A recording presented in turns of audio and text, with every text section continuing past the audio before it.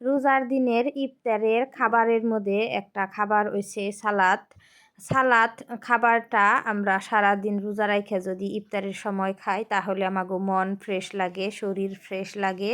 তো আসসালামু আলাইকুম, সবাই কেমন আছো? আলহামদুলিল্লাহ, আমিও অনেক ভালো আছি। তো আজকে ইফতারের জন্যে ভাটিবেলা 3টা বাজায় আমি চলে এলাম আমার শাশুড়ি মায়ের বাসায়। এখানে আইসে প্রথমে ভাবলাম যে সালাদ কয়টা কাইটে ফ্রিজে রাইখা থই। ফ্রিজে রাখলে সালাড কয়টা ঠান্ডা হইয়া থাকে আর ইফতারের সময় খাইলে মনটা ফ্রেশ লাগে, শরীর ফ্রেশ লাগে।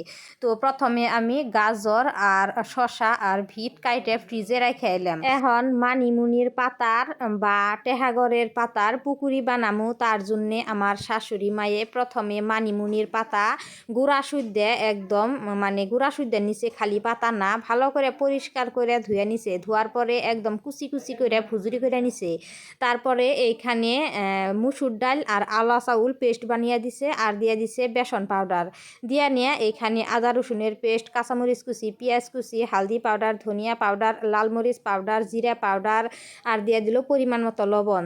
আর দিয়া দিল আটা, আমরা যে রুটি বানাই ওই রুটির আটা। তো দিয়া নিয়ে ভালো করে মিক্স করতেছে। মিক্স করে নিয়ে ভালো করে ঢাকনা দিয়ে ঢাইকে আধা ঘন্টার জন্য রেস্টে থুয়ে দিব।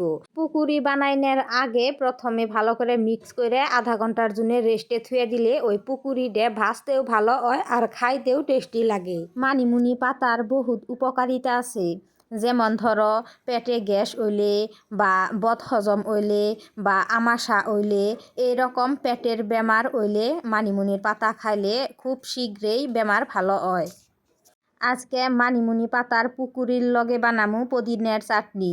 পুদিনার চাটনির লগে মানিমুনি পাতার পুকুরি খাইতে খুব মজা। এখন বানাইতেছি রুটি।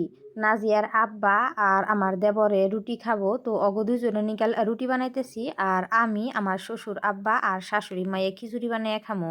পাইনা পাইনা করে খিচুড়ি বানাইয়ে খাইলে আমার কাছে ভালো লাগে। আমার শ্বশুর আব্বাও ভালো পায় আর আমার শাশুড়ি মায়েও ভালো পায়। তো যে মিঠা লাউ বিলাহি এইগুলা দিয়ে বেশি করে পানি দিয়ে অল্প পাইনা পাইনা করে খিচুড়ি বানামু। তো আর একদিকে এই যে ফ্রুইটস কাইঠা থুইছি, সালাড কাইঠা থুইছি আর শরবত বানাইয়া ফ্রিজে থুয়ে দিছি।